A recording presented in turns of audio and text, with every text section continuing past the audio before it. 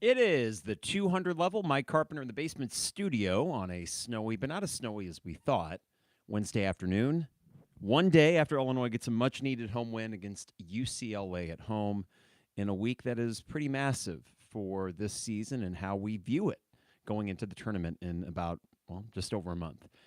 I was at the game last night, so that's why there wasn't a second half podcast. And it was sort of late notice as far as being able to go, but I was glad I was because it was a great atmosphere.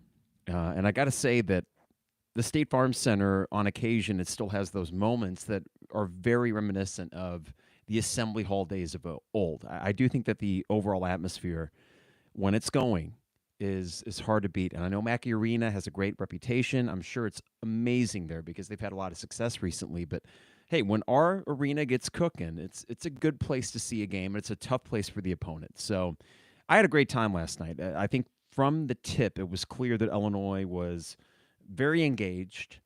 They were ready to go. They looked, I think, really healthy. You know, we've been hearing about this for the last month, and there is, of course, truth in the fact that this team was not fully healthy, whether it be, actual illness or everything from Tommy's ankle to Kaspar's left arm or the forearm tendonitis, whatever it may have been. And they actually looked right last night. Now, there, of course, were scary moments late in the game, and there were some frustrations along the way, some of which the day after might be a little bit more easy to explain as to why UCLA was getting certain things easier than others. But I want to start with just the overall feeling that I have with this team right now. And it's been quite the month. You know, we've had a lot of podcasts that have went kind of up and down. And hello, Justin. Good to see you this afternoon on YouTube. By the way, Justin, let me know how the audio is doing because some of the levels might have been changed a little bit. So let me know if it sounds okay on your end on YouTube. This topsy-turvy month that we've been a part of, watching it, whether it be at the stadiums or from the comfort of our couches, has been unlike any Illini season that I can remember. And there's a few obvious reasons why. The first, of course, being that this is a team full of new faces, and maybe we should have expected some of this up and down nature. But we have seen these tantalizing highs, which have made the lows all the more puzzling.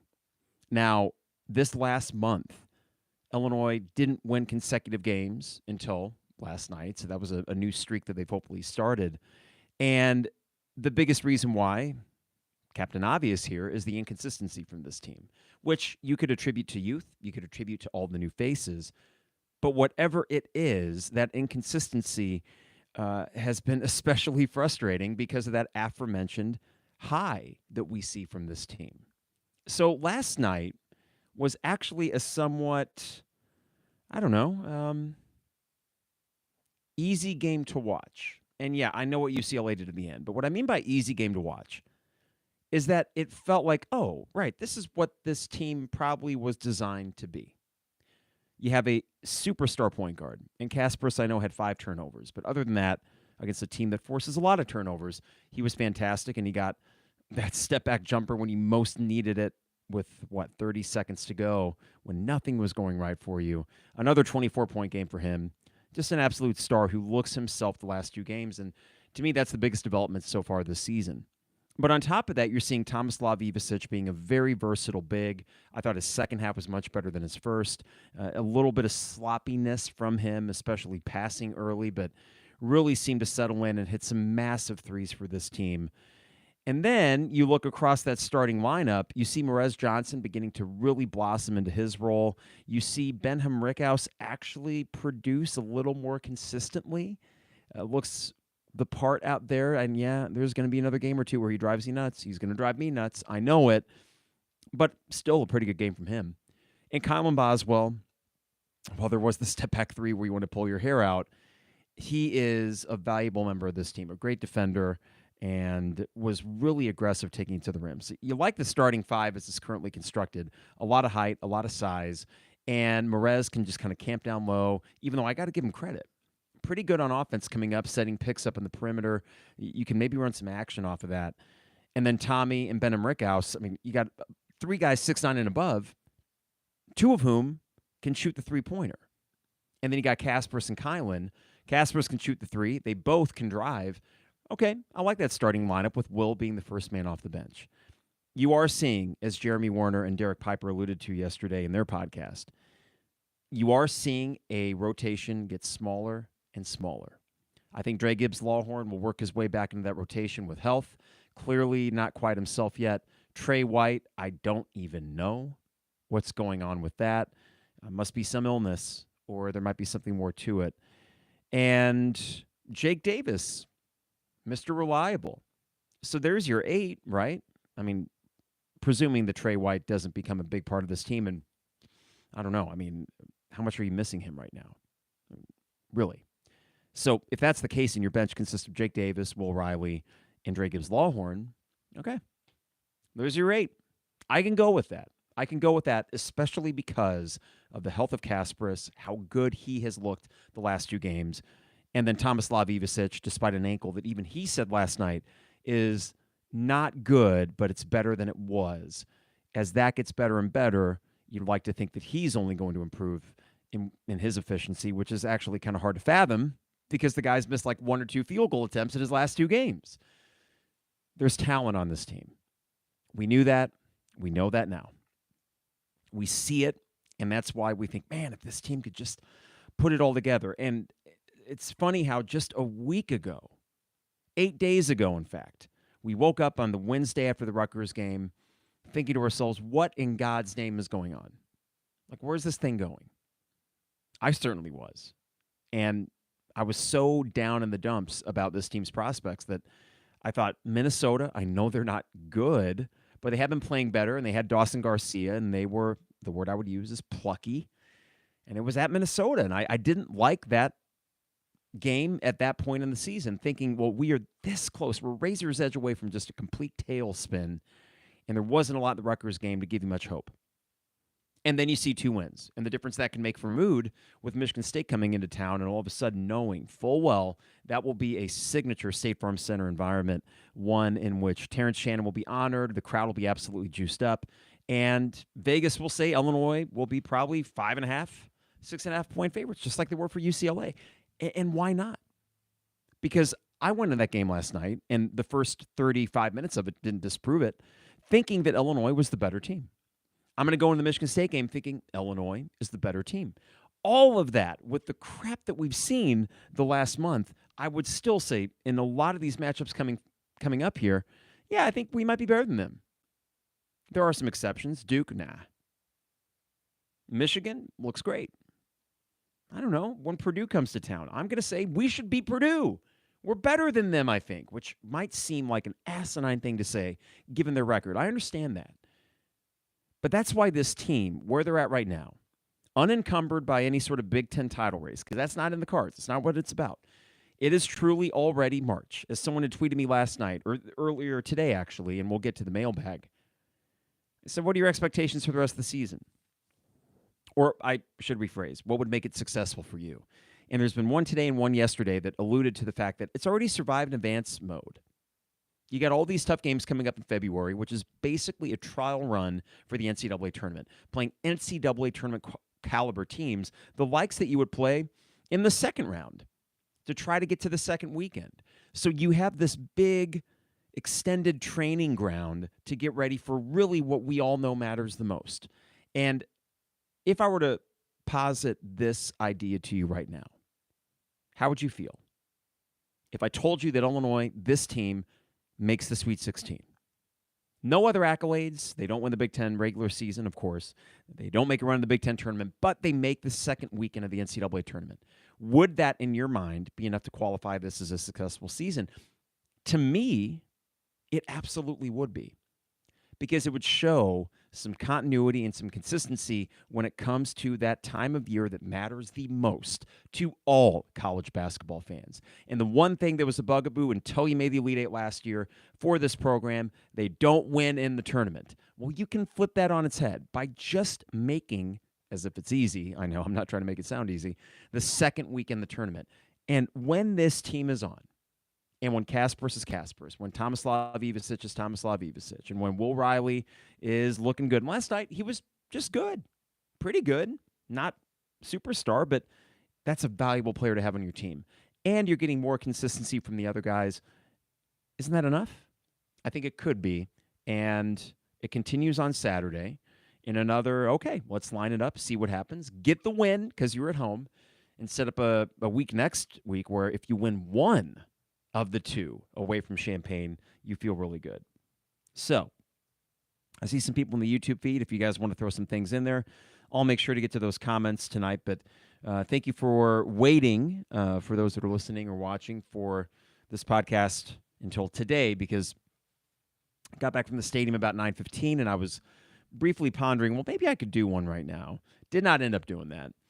Just kind of watched the Michigan State-Indiana game, sitting on the couch with the dog, decompressing from an exciting game at State Farm Center, and kind of scouting Illinois' next opponent, which we'll talk about along with some of the other upcoming games after the break here. But before I get too far ahead of myself, got to remind you the 200 level is brought to you by Hamilton Walkers in downtown Champaign. Steak, seafood, and spirits. Visit Hamilton Walkers and order anything from the Scratch Kitchen. I get a bone-in steak, a couple family-style sides for the table, usually the steak fries, which are perfectly crispy, and in these cold winter months, especially when there's snow outside, mac and cheese is a really good family-style side that adds a little bit of comfort food flavor to it. Old Fashions, I think the best in town, but that's not the only good drink you can get from their expert bartenders, and the best service in Champaign-Urbana. Anyone that's been there knows what I'm talking about. They really do know how to make their patrons feel special, quite honestly. And while it is a very fancy place in some respects, it is not at all pretentious. It is a perfect pregame spot for Illinois basketball games. Wear your jeans, wear your orange polo, whatever it may be. They are not going to judge. I cannot recommend them highly enough, and I'm really happy to have partnered up here with Hamilton Walkers on the 200 level. Also, got to thank Owen Builders LLC. I'm on at owenbuildersllc.com. Luke and his staff, expert craftsmen for many home projects, and you can get a free quote online and check out a gallery of their work at owenbuildersllc.com. Also, need to thank State Farm agent Brian Hansen, online at brianismyguy.com for life, auto, home, business renters, you name it. Brian is my guy, and he can be your guy as well at brianismyguy.com. And Dogtown Heating, Air, and Plumbing, your home's best friend. Give them a call at 217-841-4728. Dogtown Heating, Air, and Plumbing, your home's best friend. Okay. Appreciate the sponsors. As always, the best way you can support us is to support our sponsors. What else do we got here? Well, I got a book. Let's not forget that. And maybe as we get into this time of season, you're going to want to read up on Illinois basketball history there. Oh, man, I forgot to put the bobblehead up in the YouTube display as well. I'm just not on my game today. There we go. There's myself and Lonte circa 2018, I think. We got that bobblehead back in 93-5 the same day that Io hit the dagger against Michigan State his freshman year. The Dan Dockich, what did he say? Illinois is in trouble. I forget. Maybe in the chat thread you can help me remember what Dan Dockich said. Regardless, I remember that bobblehead. We took it to Game Day Spirit. We had a contest of some sort, and I dropped it off that night en route to a band practice where we had the game on passively watching it because that was a not very good Illinois basketball team. And that Michigan State team happened to be top 10, I'm pretty sure. So, yeah, just a little blast in the past there that I've been keeping in the corner of this feed. This won't end well for Illinois. Thank you, Dustin. That was it. Excellent. All right, let's talk about last night a little bit. You know, the Illinois-UCLA game was kind of a classic, ranked win at home. We've been lucky enough to see a lot of those in the Brad Underwood era, and over the course of Illini basketball history, it is a tough place for opponents to come in and win, historically, and it held to it last night. A couple things, kind of side stories in the game, starting with Sky Clark. Not going to belabor this point too much. I was sitting right behind the Orange Crush. That's where my parents' seats are, and they were unable to go last night. So last minute, okay, sure, of course I'll go. Take their tickets, sitting behind the Orange Crush, and, they are relentless against Sky Clark yesterday. Absolutely relentless. Sky's a quitter. Sky's a traitor. Those were a couple of the, not cheers, but chants that they were throwing out at him. And booing him every time he touched the ball, almost like Eric Gordon back in 2008. And I remember that game especially well. I mean, I've never seen the stadium as angry as it was that night. I like it. There were some fans next to me, and understandably, they were trying to take the high road and made some comments like, come on, guys, let it go. It's sports. I think it's okay. all's fair in sports. I'm sure that there was some more vulgar insults being thrown his way, and you can argue the classiness or lack thereof. I really abhor the use of the word classy when it comes to sports. I want an edge. I don't need it to always be pretty and neat and super moral. I'm watching sports for entertainment, for release, for some catharsis. And if we want to send out a proverbial or literal FU to Sky Clark for quitting on the team 2 years ago, have at it. It's sports. It's fun. And by the way, Orange Crush, and I know Jeremy and Derek, talked about this on their podcast last night. I would agree with it. I think the Orange Crush has been pretty good since they got, if you want to call it, called out on Twitter by some Illini fans saying that they were not doing their job as a student section. Now, I don't know if that was necessarily the case consistently because I was there for the Tennessee game, and I thought they were fantastic then. I thought they were fantastic last night. Maybe it got in Sky's head. He did not have a great game, and he has actually been playing pretty well the last month. I think it's fine. So if you're one of those Illini fans that, hey, listen, if your heart is telling you that's not right, it's not cool what the Orange Crush were doing, I get that, and that's probably because you're a nicer person than me. I just kind of like it. I do, and I don't want it to be easy for people to come in here. And if that means that our fan base gets occasionally tagged as having a chip on their shoulder and occasionally being jerks, so be it. So be it. I don't need to be a fan base that is well-liked by others. If anything, I think Illini fans need to embrace that chip on the shoulder, which often they have. If you ever see what national pundits say about Illini fans on Twitter, we tend to make ourselves known. Every fan base sucks. I've made that comment before, and what I mean by that is every fan base has unsavory attributes. Ours is no exception. Some of those, though, I think you lean into. I do, and I had no problem with that last night. I thought it was fun, personally. Mick Cronin, also, first time I got to see Mick Cronin live. My God. You ever watch a coach and you just think to yourself, shut up. How can there possibly be that many things that they feel the need to say? Constantly yammering on the sideline, which I was down by that UCLA sideline yesterday. The guy would not shut the hell up. He wouldn't. He wouldn't get off the freaking court. It is moments like that where I appreciate Underwood picking his spots. Underwood has gotten teed up once this year at Michigan State. I think that's the only technical. He picks his spots. Mick Cronin, the entire game is his spot. He makes sure to make his presence known. And to me, it's just bloviating, loud. I mean, what benefit? Truly, what benefit is that doing for his players that he is barking out the entire 40 minutes of game action? I don't personally understand it. Not my bag. Not necessarily a likable guy. The generous thing would be to say, well, he says it like it is. Well, he's also being handsomely compensated to have at least some professional decorum, which you might say, well, Carp, didn't you just say it was okay that the Orange Crush used profanity and said, yes, but that's a student section. Mick Cronin is the head coach of a very proud program, one of the best basketball programs in college basketball history. Duh. So if I'm a UCLA fan, I don't mind the overall success that he's having or the fact that he made the Final Four 2 years ago or 3 years ago. He's a pretty good coach. It would just be really hard for me to like him. It's not likable. And I don't even mean in a warm and fuzzy way. Coaches don't need to be that, but he is just relentless, like little Scrappy-Doo out there. I'll give him this, though. I do think it's more authentic Scrappy-Doo performance than, let's say, Frank Beamer, who to me just has this veneer of inauthenticity. I think that Mick Cronin is authentic. I just think he's kind of authentically an a-hole, or so it comes off to me. But hey, you know what? Maybe he's a super nice guy. Maybe he's visiting Make-A-Wish kids in the hospital regularly and donating to charity left and right.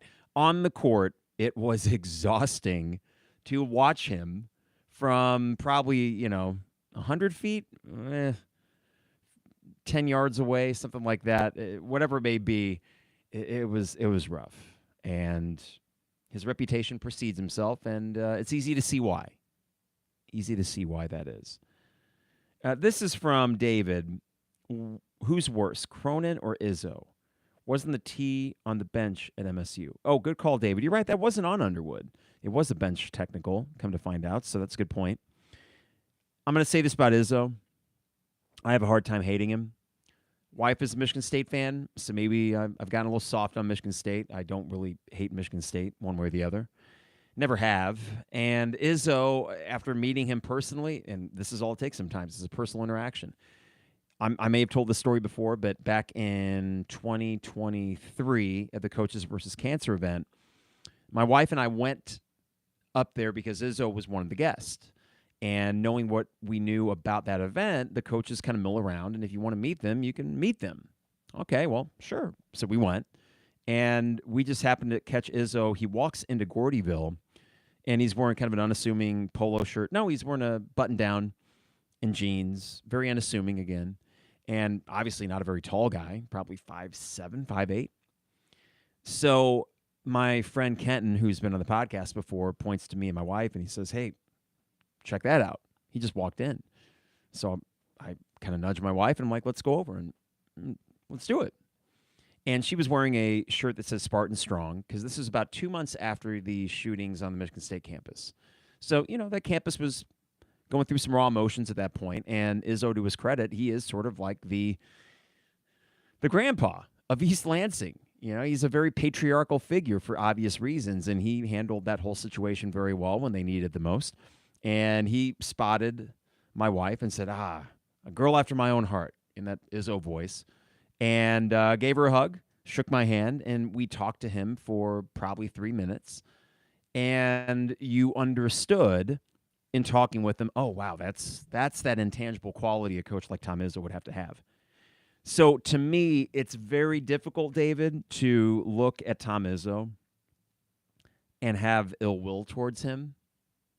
Never minded him. I know the Matty Sissoko thing. I know that there was the whole Bruce Weber, him vouching for his buddy. Hell, that was 13 years ago. Him and Underwood seem cool. Not many other coaches seem to dislike Tom Izzo. He doesn't seem to have a bad rap. And he's animated. Izzo doesn't bother me. And the dude has the track record to suggest he might know a thing or two about coaching basketball. 30 years or 35, some ridiculous number that he's been there. And we're seeing them fade a little bit, and I do think Illinois should win on Saturday. I think Michigan State is ripe for the picking right now.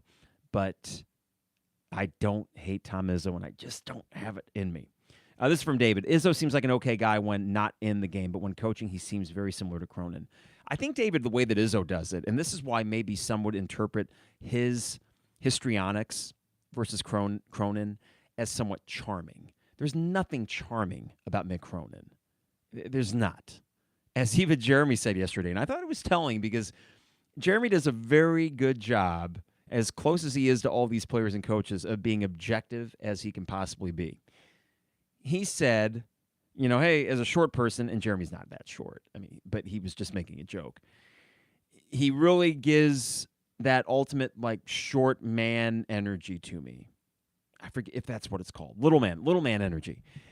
And if Jeremy's going to say that, I'm guessing there were some things that he heard on press row where he's thinking, good God, this guy is just kind of coming off like a jerk right now. Hey, it's a competitive game. These guys are the top of their profession because they're really good coaches. I don't discount that he's a very good coach.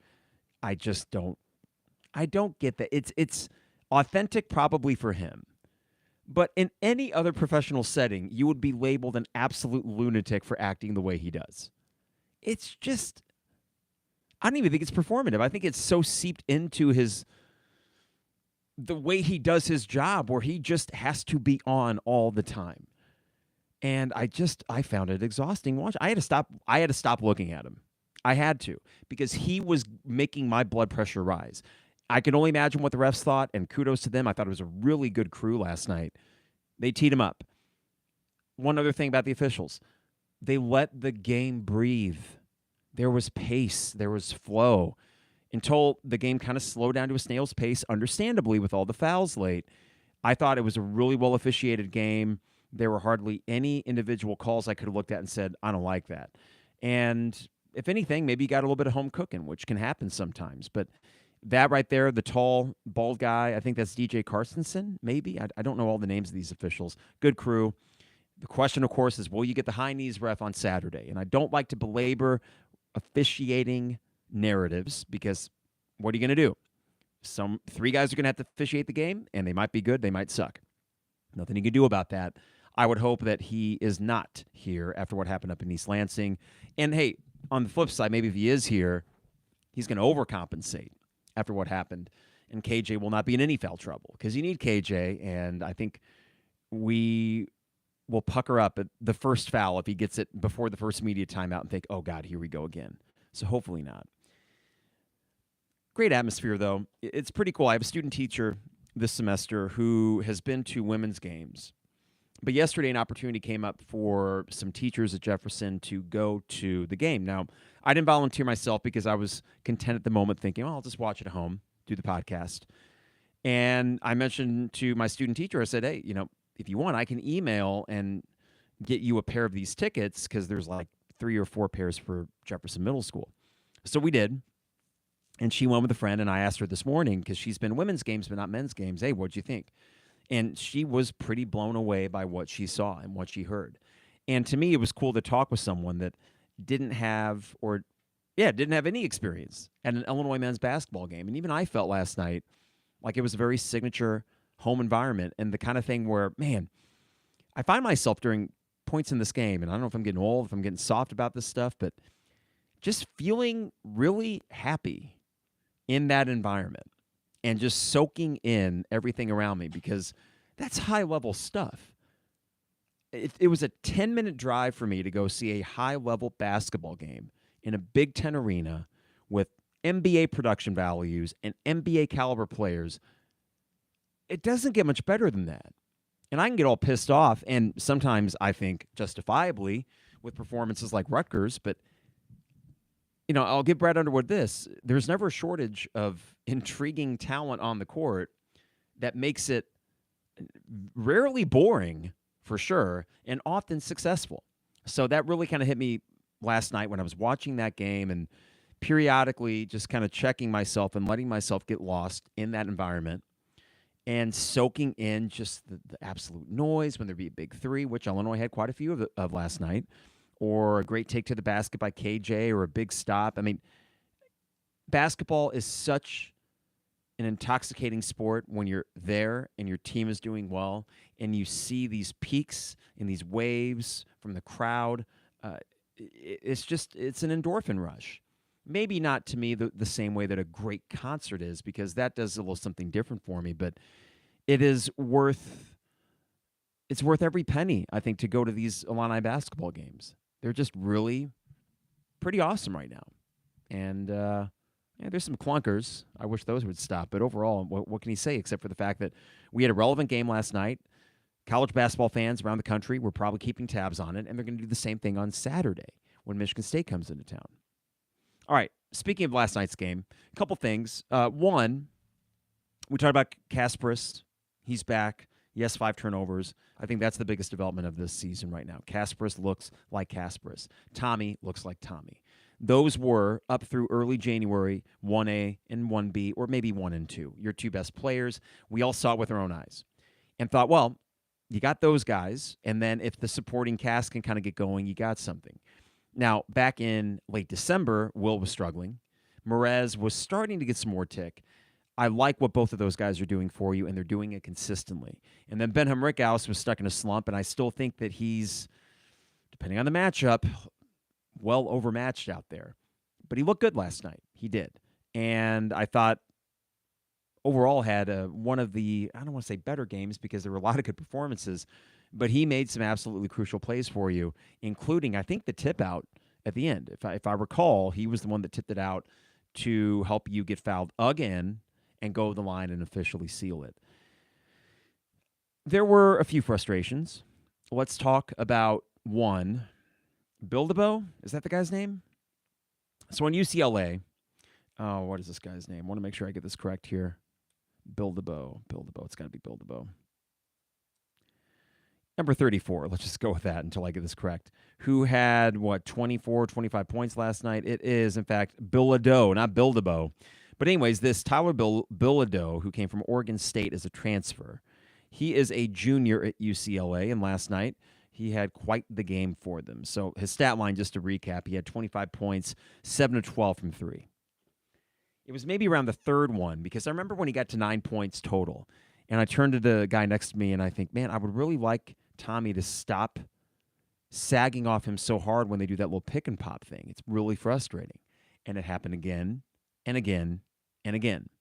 7 threes, which there is no magical comeback if Bilodeau doesn't keep them within striking distance. Without him, you blow them out last night. And that kind of stuff, realizing that you have to pick your poison on defense, it was nonetheless frustrating to see the one guy hitting shots for them continuing to get that open shot. All 12 of those were good looks. Very few of them were contested. That's why he hit more than half of them. Now, it is fair to say, was Tommy hampered by his ankle? He said after the game, it's not good. It's better than it was, but it's still not good. I'm sure that had an impact. Okay, fine. And I'm sure that Brad Underwood communicated a few things to his players after the second or the third three-pointer. Please do this better. And then apparently they weren't doing that well enough. Nonetheless, as a coach, you've got to figure out something, anything, to slow down the hot hand. And to see that, and to see a cavalcade of guys continue to have career nights against Illinois is very frustrating. Bilodeau, his previous high on the season, he did have 26 against North Carolina on a neutral site. But here are his point totals the last few games. 11, 13, 15. He didn't play against USC before that, and he had 3 minutes against Washington the game before that. He's good. He is good. You know what he's good at? Making three-pointers. We knew that going in. He was over 40%, and yet that was the game plan, to follow whoever was driving off of that pick and then just leave him wide open for an easy shot. So that kind of stuff is almost Ron Zuckian. And I don't like to bust that word out too much, I assure you. And I don't like to use it as an adjective.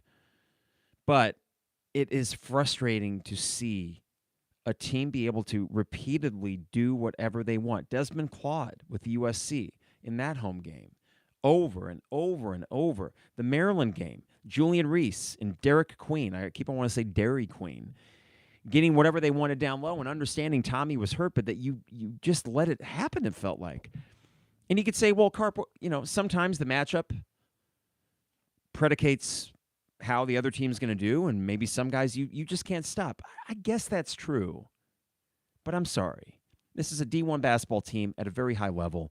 There has to be some mixing and matching and just some strategic ideas that can slow down the Desmond Claudes and the Derek Queens and the Tyler Bilodeaus of the world, so this doesn't happen all the freaking time. It does seem to happen at a high clip with Illinois. I'm sure that the macro plan is we will let this guy get his. But one thing that does not make sense, the random Minnesota guy that made all the threes against you Saturday, okay, you didn't game plan for that because he's shooting 25% from three on the season. Let him take his. He's going to start missing them. I get that.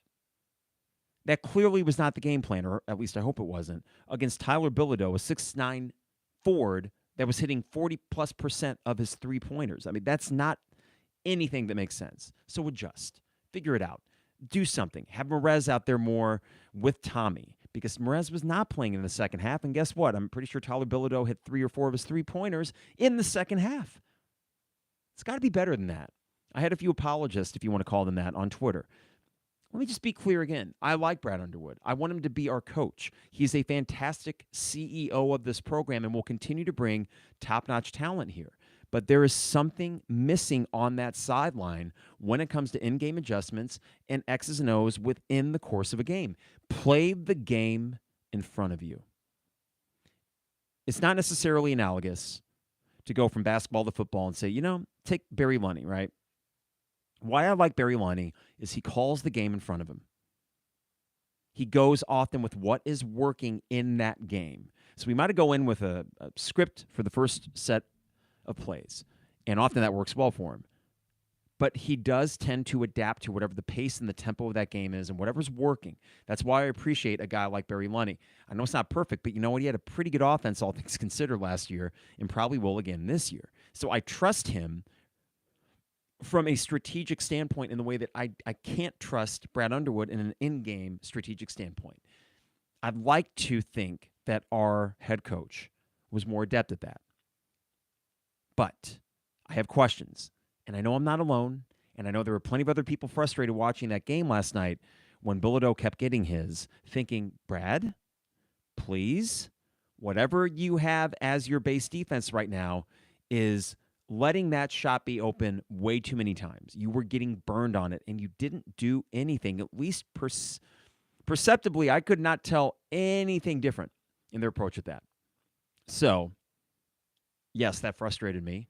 I do not want Brad Underwood fired. I like him as a coach, but this is the benefit and the privilege of following a good program. You can win games and can be happy about it, but you can still find things to critique. That's not being a negative Nancy. It's, man, I'd love to win a national title. Okay, great. How are you going to do that? I'd love to make a Final Four. Great. How are you going to do that? You will need to make adjustments in the course of a game against good teams. Otherwise, you will have a bit of a cap on whatever your ceiling might be otherwise. So that's why I bring that up. It's not to say Brad Underwood stinks, because he objectively does not stink. But there is no perfect coach out there, and you would just like to think that, okay, if he's going to surround himself with an assistant staff that will maximize the players on the court, they got to figure out something for that third spot, because Jeff is here and Orlando is here. I'm all cool with that because those guys are talent accruing assistants. Got to get a third guy. I know you were thrown for a loop with Tim Anderson. I do think it's a big offseason in that regard for Brad Underwood, because there can be a hire that he could go make, which would make you say, oh, okay, he gets it. And think if you're Brad Underwood, you probably have a pretty good budget to work with in terms of getting a third assistant. Wouldn't you like to think that, hey, I can get this guy to focus on this, and that is going to allow me to focus on the things that I most enjoy focusing on? I would imagine that Brad Underwood would not mind having to delegate certain things from an in-game strategic standpoint to other people. So there you go, Brad. Do that. Make that a point of emphasis, because you have the most important part of the staff taken care of, which is your recruiting is kick-ass. Okay? I have no doubts going into off seasons he's going to get dudes. That is the most important thing. Jimmy's and Joe's, not X's and O's. But, to borrow another Ron Zook phrase, but you can have both. We can have it all, Brad. We can. Go find a dude. I hope that's not overly reactionary, but that's just what I think. From Pat, zone defense. You aren't going to see that, Pat, even though Indiana had a lot of success against Michigan State last night with that. All right, this is from Jacob. Let's get some of the stuff in the YouTube chat here. Jacob says, I think we destroy MSU. I think the team is ticked off from the game in East Lansing. Jacob, I feel pretty good about the game Saturday. I know that there's the old trope, and sometimes true, sometimes not, that Tom Izzo teams after a loss are much better. But bear in mind, last year when Michigan State came into town and Terrence Shannon was still out, you beat them, and that was after Michigan State had lost to Northwestern. And I remember having that same conversation in text thread with Trevor and Isaac and agreeing. We all agreed, crap. Why are we getting Michigan State after a loss? They're going to be all ticked off, and Izzo's going to do his Izzo pixie dust magic thing, and we're going to be screwed. Was not the case. Some of the things going on with Michigan State right now are not easily fixed. They are small in the backcourt, and they can attack the rim, right? I mean, they will get a few of those against Illinois, but they do lack size. So in a half-court offense, Michigan State can be fairly inefficient. Their bigs, interesting group of them, but there is a little bit of a lack of consistency amongst them. So you might have 5 dudes in the front court, but on a game-to-game basis, you don't know who's going to give you what. If Illinois can simply limit the turnovers, I think they win pretty comfortably on Saturday. Michigan State, at their best, creates turnovers, or they have runouts after missed threes, and that's another concern for Illinois. Make the threes you take, and don't turn the ball over. I know, sounds easy, right? Of course, it's not. But if you do those two things, you are going to win, because otherwise, that is what gets Michigan State going. Offensively, they get a long carom off of the rebound, off a three-point miss by Benham Rickhouse or something, and boom, they're the other way. They do have speed in that backcourt, and they have front court guys that aren't bad at running the court either. Keep them from running in transition, and you're going to win that game. Now, Pat mentions zone. Indiana did that effectively. They slowed that game to a snail's pace, and Michigan State, for much of that second half, I did not see the first, looked bad. They just looked bad. And one other thing to keep in mind about Michigan State, when someone has to go get a bucket, who's it going to be? Jace Richardson is a really awesome freshman. And for selfish reasons, I hope he's not there very long, because he will very quickly, if he stays, become a star. I don't know if he has the size to go pro early, and I don't know if he's on any draft boards or not, but he's a chip off the old block. He's really good, but he's a freshman, and he's not like a Kaspara's freshman that is necessarily going to be, all right, give me the ball, I'm going to go make the shot. Jeremy Fears, a good season, of course. I don't know, Jaden Akins. I mean, these are good players. They are. I just feel like you have more playmakers and more dynamic playmakers than they do. So, to me, Jacob, I could see them getting destroyed. I don't think Illinois is quite disciplined enough to truly destroy a team. It might be very UCLA-like, where you have a lead throughout, but Michigan State, just by nature of being still a pretty good team and being plucky in their own way, wouldn't go away. But do I think you win? I do. From Jacob, I think a Sweet 16 is a successful season. Right now, getting wins, so we're in a better position to get there and maybe go further. Jacob, that's what this whole next month is about, I feel like, is getting enough quad one wins to maybe sneak back into that 4 or 5 line. I will say, though, let's say you end up as a 6, and I actually think that's a fair expectation, because I think Illinois will kind of start splitting these quad one opportunities. I think they beat a Michigan State, and then they might lose the 2 next week, but then they beat a Purdue at home, and maybe they win at Michigan. Oddly enough, I don't hate the Michigan matchup. I kind of like it, actually. But I do think that they kind of split the difference of these quad one opportunities. They finish with 20, 21 wins, and then you're maybe looking at a 6 seed, depending on how those shake out. In the Big Ten tournament, perhaps, as well. But the reason I say a 6 is you stay off the 1 line if you were to make the Sweet 16. However, you would play a 3 seed in the second round as opposed to a 4 seed if you end up being a 5. I guess we could talk about seedings all day, but last year Illinois was a 3 seed, and understandably, some people looked at 6 seed BYU and thought, oh man, we got screwed. Well, when you dug into the numbers, you saw BYU away from home was not a very good team, and they didn't even make it to face you. So that ended up being an advantageous matchup, an advantageous bracket for Illinois until UConn. And that's why the seeding, just stay in the 4, 5, 6 vicinity. Anything above that is probably out of the cards unless Illinois goes on some crazy heater, which they could, but I think they're still a little too inconsistent for that. And let everything just kind of settle where it may and take your chances from there. But, Jacob, that to me right there, Sweet 16 is 100% a successful season, and just kind of positioning yourself for a decent seed. From Justin. This is about Mick Cronin, who we spoke about earlier. Kind of reminded me of an angrier leader of the Lollipop Guild. You said he was rather insufferable, and he looked it on TV too, almost like a bald Izzo. Poor Tom, getting all the heat from Justin and David today. But you guys are not alone. Many Illini fans do not like Tom. Let's see if I miss anyone else up here. We also have... Yeah, this is from Jacob about Cronin. He yelled at one of the refs, calling him an F-bomb with a C word after it at the end of the game. So wait a second. An F-bomb, and then are you talking like the nuclear C word, Jacob? Like the C word that cannot be uttered? Because I'm trying to think how those two words relate to one another. Maybe he said them separately. It just sounds like an almost Tourette's-esque, and that's actually not a fair thing to say, because Tourette's is much more complex syndrome than that. Why would you say the C word? That's just too angry. I don't understand that. From K. Andrew, who do you think is worse, Cronin or Hurley? Well, Cronin, because Hurley has 2 rings, and we saw that video last night of Hurley, walking out of the Creighton game, saying 2 rings, Baldy.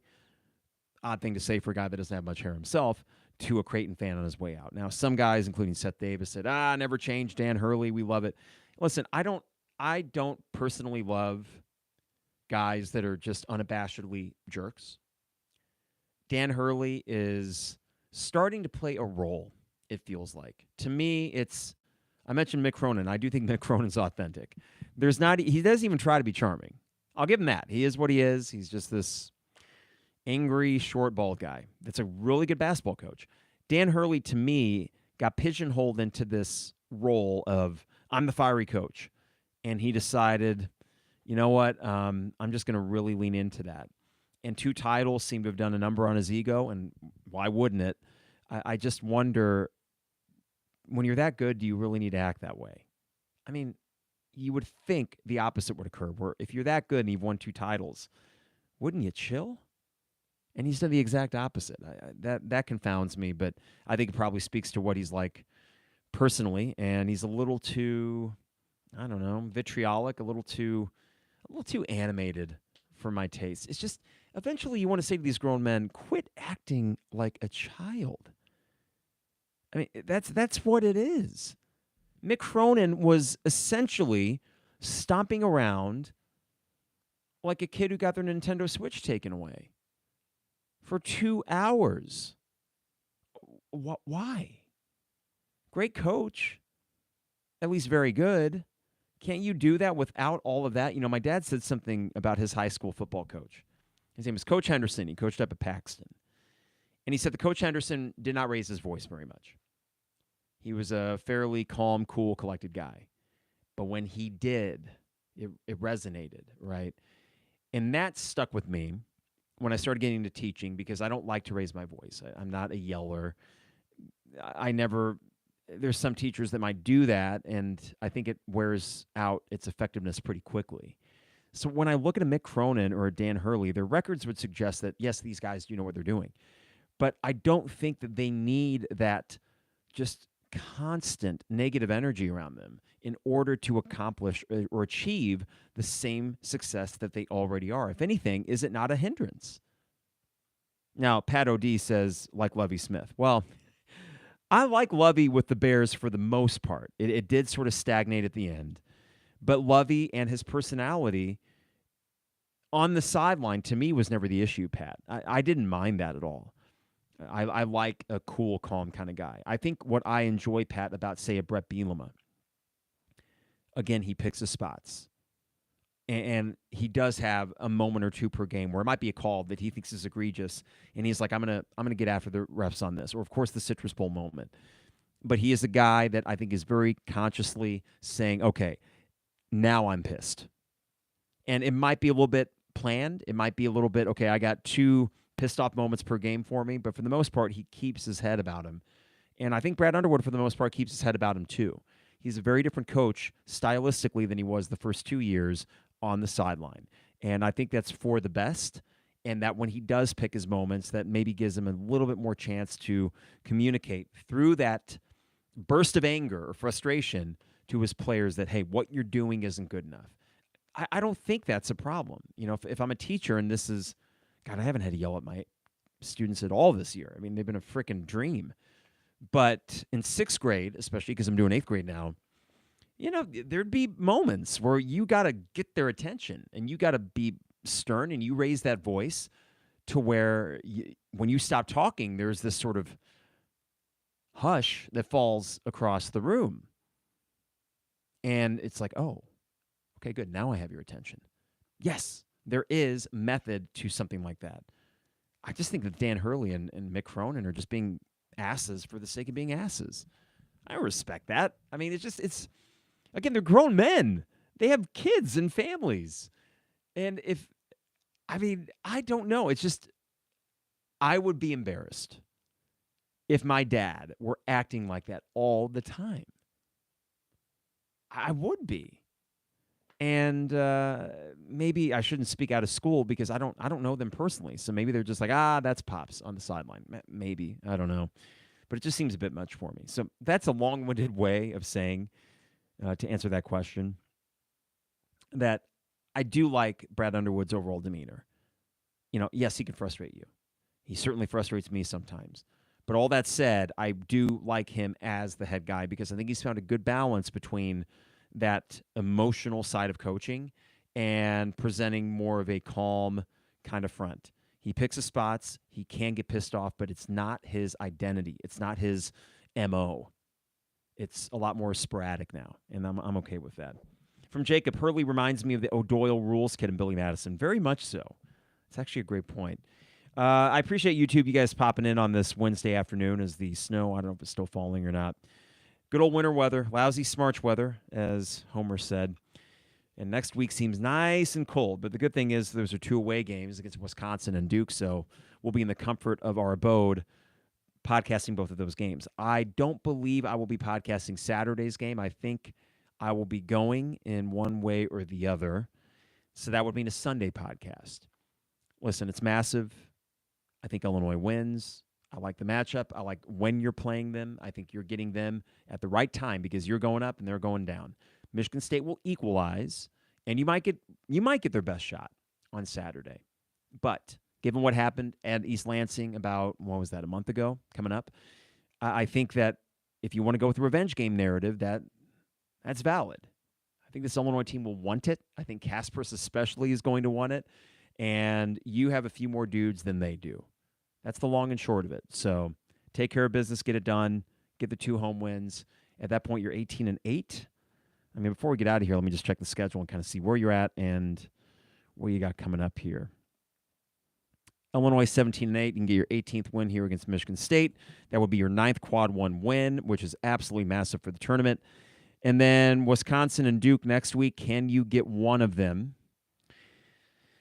If so, I think you move up yet another seed line. You don't need to win both. If you win both of those, you're moving up a couple seed lines. But let's just say if you somehow go 1 and 2, and you get yourselves to, after a Michigan State win, get yourselves to 19-9. And if you can go 2-1 in your last 3, that's Iowa at home, Michigan on the road, Purdue at home. And the good news is some space between those games. So Illinois has had a really front-heavy schedule. They get a little bit of breathing room coming up here to kind of rest before each of those, which I do like. So all that said, if I'm looking at this, Ken Pom has Illinois finishing 20-11 with a 12-8 record in the Big Ten. That means that they would go 3-2 the rest of the way in the Big Ten. I like those odds. That would get you to 20. With what we assume right now is the loss to Duke. But you know what? Shoot your shot. I mean, we're still 10 days away from that game. And depending how you play the next 2, you might be in a prime position to hang with them. They're very good. They're number 2 for a reason, or are they number 2 in the AP? Maybe they're number 1 in the AP. But they are number 2 in Ken Pom, and for obvious reasons. So, all right, thank you guys for tuning in on this Wednesday. We will be back probably on Sunday, like I said. I doubt there will be a Saturday night podcast. So enjoy the game wherever you watch it. Again, it's a big one. We know it. We feel it. I think the State Farm Center will feel it as well. Got to thank, of course, Hamilton Walkers in downtown Champaign, Steak, Seafood, and Spirits. Got to thank Owen Builders, LLC, online at owenbuildersllc.com. Dogtown Heating, Air, and Plumbing, your home's best friend. Give them a call today at 217-841-4728. And State Farm agent Brian Hansen online at brianismyguy.com. All right, for Champagne Showers Podcast Network, just a reminder, the 200-level book, it's available anywhere you buy books at Amazon.com, all formats, and locally at Jane Addams Bookstore and Game Day Spirit. So support local business if you're around and buy yourself a Illini basketball book. And we will talk soon. Get the win, Illini. Get this thing rolling again. I'm optimistic that they can. I know there will be a few more frustrations before season's end, but it's really all about what can this team do in March. And while it's only February 12th, as I record this, I'm kind of treating this as all 1 month. This is all the same survive in advance. I got to give credit to whoever tweeted that out last night. I 100% agree with that. All right, everybody, take care. Stay safe out there in case you get icy roads or any of that crap. I hate winter weather and can't wait to be done with it. And we will see you soon. It is the 200 level.